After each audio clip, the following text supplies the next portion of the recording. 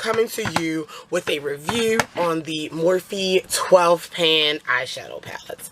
I don't know the theme of like what this collection is called or whatever, but I'm coming to you to show you guys these. I was going to compare these to the NYX Ultimate eyeshadow palettes, but I may reference them. If you want to check out my review, on these, I will link it down below if it goes up first. I don't know which videos are going to go up first.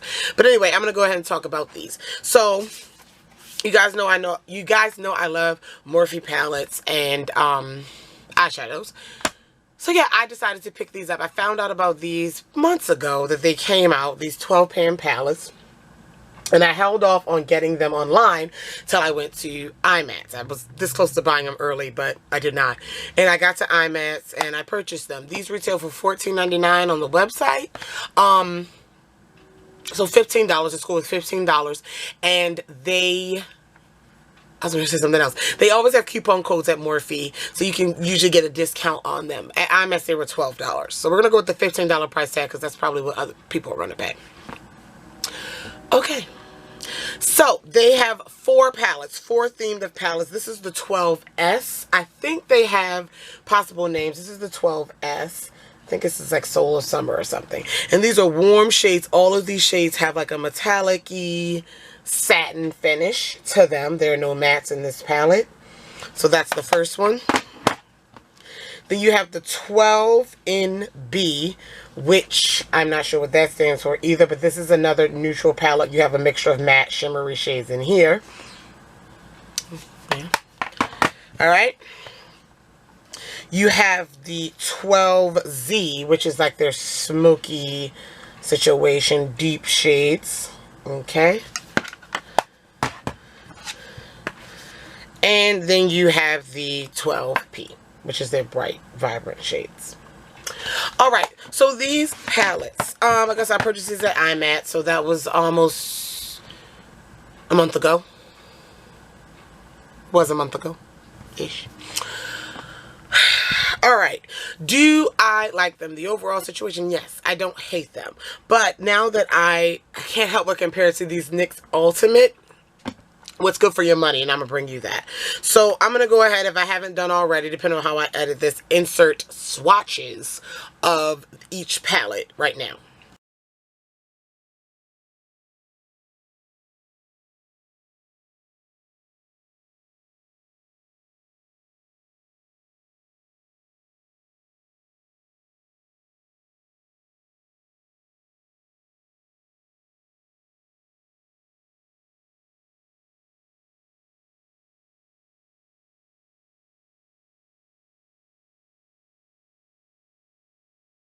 So, as you can see from the swatches, they show up really, really well in the skin. I'm just doing a few more. No primer needed. Of course, I always use primer with my eyeshadows, though, on my eyes. I always do. So, that's not a big deal. So, I'm just getting to the pros and cons of these. The pros, they have a theme to them. So, if you are not sure, like, how to do a smoky eye, or you're not sure how, what goes into a good warm palette, or you're not sure about what brights to have, they have a theme to them. They're not just a mix mosh of colors. They have a theme to them, so you can pick one like, okay, I need a bright palette. They have one with just all bright shades minus the black that's in this. Where'd it go? No way. Oh, minus the black that's in this palette. Okay, so you also get a white, which is pretty decent.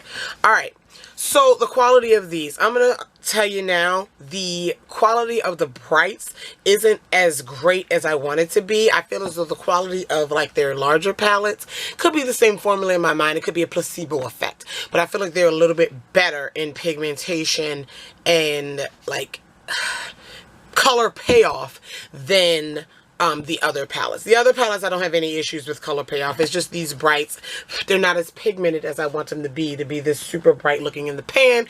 They're not as pigmented. If you want a super bright palette, I'm definitely going to go and recommend the NYX Ultimate Brights over this one. Okay, so that's one negative about it. Okay, so I'm gonna do negative, positive, negative, positive. So I told you the positive that you have a theme for these, and the negative, the color payoff from the bright one was not that good.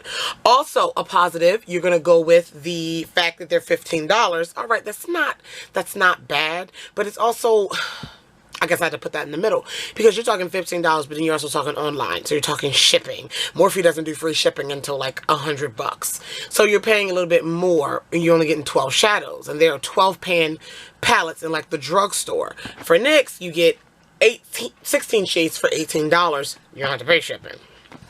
Unless you get off Ulta's website or something. So, that's kind of back and forth. Would I pay for these online? Definitely. And paid shipping? Yes, definitely. Alright. The next, I guess, gripe or whatever you want to call it I have about them is they don't, all of them can't give you a complete look. Like, if you are a beginner, now this could be a personal preference. If you are a beginner or anyone, I like a palette where I don't have to reach for other shades to complete my look. Now, if I want to reach for other shades, then I'll do that. I love mixing them up. Like, I love mixing up my colors and mixing everything and using all my products. But if I want to use, like, I'm just going to use this palette today. I need to feel like there are enough differences in shades and enough finishes for me, my skin tone, Candace, to get a complete look. Some of you may be able to get a complete look with this. I don't feel as though you can. I don't feel as a lot of us can. But I'm speaking for Candace, but yeah, no. For an example, the only one I think you can get a solid, complete look out of is the 12 in B, this neutral B palette. Okay, so the reason why is because there's a mixture of matte and shimmers. You have these beautiful crease transition shades. You got a brow highlight shade up there.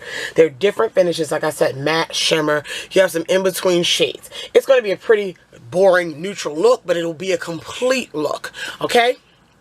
But even if it's not boring, how many palettes got these neutral colors in it? Like, everyone has a Naked S palette. Everyone has a nude neutral palette. So,